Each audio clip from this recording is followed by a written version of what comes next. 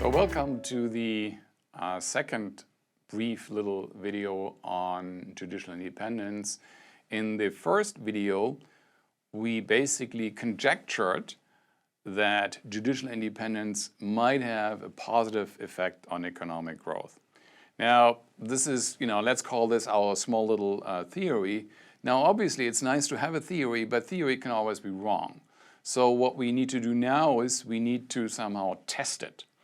And in order to test it, what we need are obviously measures or indicators for the level of both de jure judicial independence as well as the level of de facto judicial independence. Now, I started to work on these issues something like 20 years ago, and at the time, no single indicator for measuring these things was available. So basically, I decided, this was a really important question, so I decided to create my own indicators. And here is basically how this worked at the time. So first of all, every country has hundreds, if not thousands of judges and dozens, if not hundreds of courts. So it would be, a really, really daunting task to basically take the independence of each and every judge into account. So basically what I decided on was to look at the apex court of a country, the highest court of a country.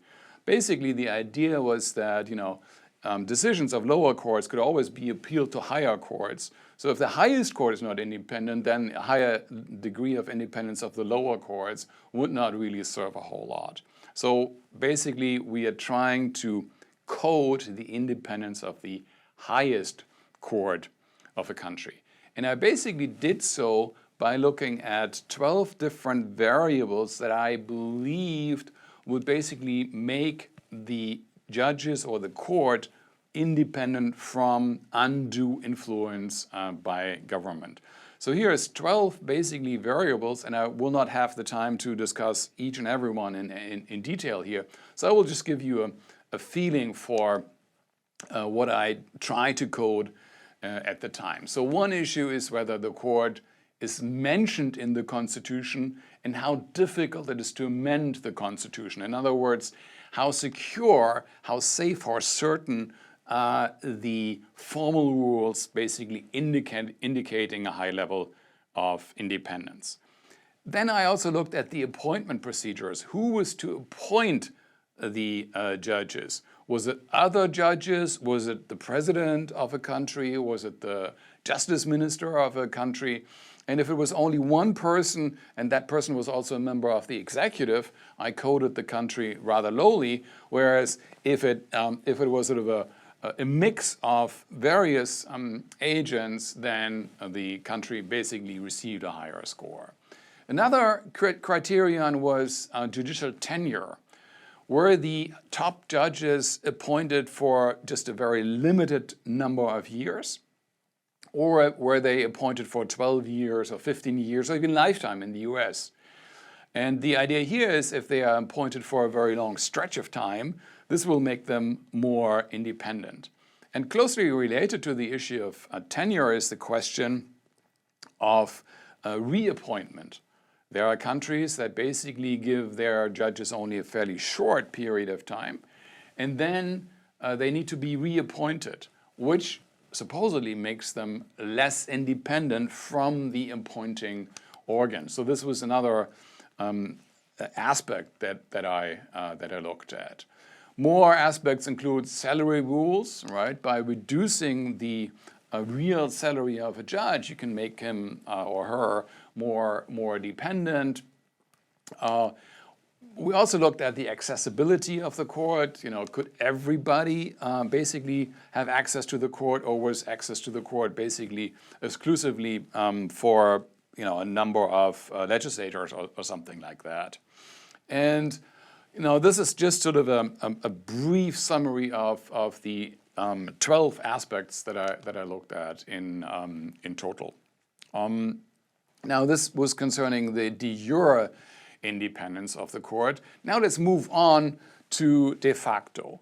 Now, the issue with de jure is that you can basically change it overnight, right? A parliament might pass a new law referring to the judiciary, and many of the 12 aspects that I just named could be changed overnight. So in other words, it is not very, at least not necessarily very sticky.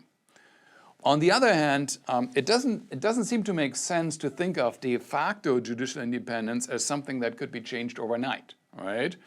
If the judges of a country are actually independent, will only be the result of many, many years of, them being independent.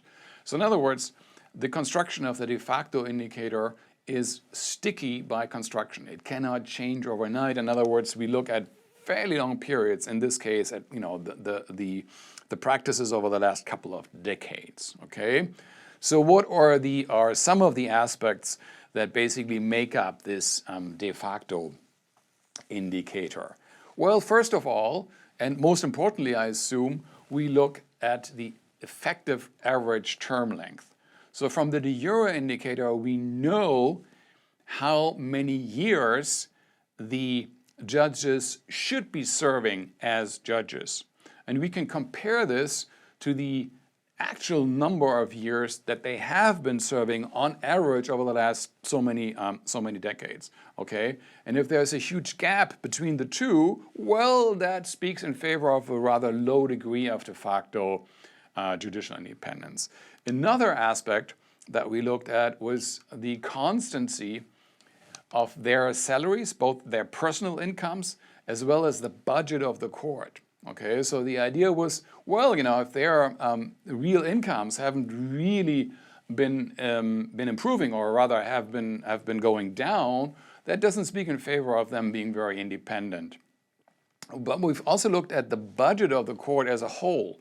Now, if judges who depend on clerks and on nice libraries and courtrooms, etc., they are not given all these things, well, that might be a hindrance to their independence. So we also looked at this. And finally, I'd like to mention the last criterion that we looked at, namely the question to what degree decisions by the top court have been implemented by government, right?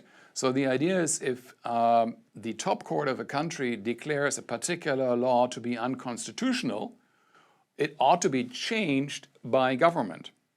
And what we do here is we count the number of times that this has not occurred. So the number of times that judgments of the top court have simply been ignored by the executive. And the more often this has taken place, well, the lower the coding and the lower the indicator value that we attribute to a particular country. And now what we have two indicators, and now the question is what do we do with these indicators? Okay, and the answer is very simple. We basically plug them in one by one and then the two at the same time in a basically standard growth model. Okay, so basically what we do is we ask whether beyond sort of the standard explanatory variables for economic growth, such as years of schooling, investment, and so on, initial income of a country, have an effect on economic growth. And there is a very simple answer. Okay, so if we just plug in de jure judicial independence, you don't see any effect. In other words, the coefficient is not significant. So in other words, writing very nice laws, making the judiciary independent doesn't serve you anything if you're interested in economic growth. Now, that is really frustrating if you've collected data for months and months and months. So there was one chance left, namely that the de facto level of judicial independence might have a significant effect on growth. And it turns out it does. It turns out it does.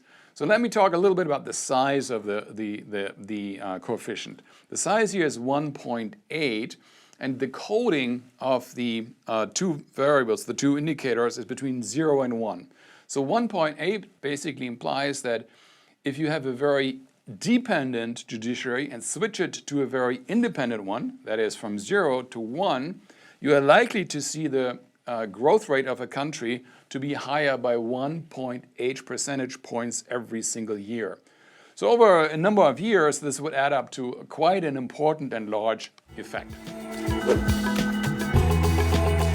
Let me conclude with one last remark.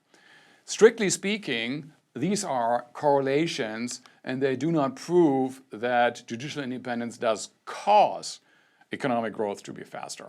Okay? So in order to have a look at that, what we did is we reran exactly the same study 12 years later, and we were particularly interested in those countries that had proved their de facto judicial independence.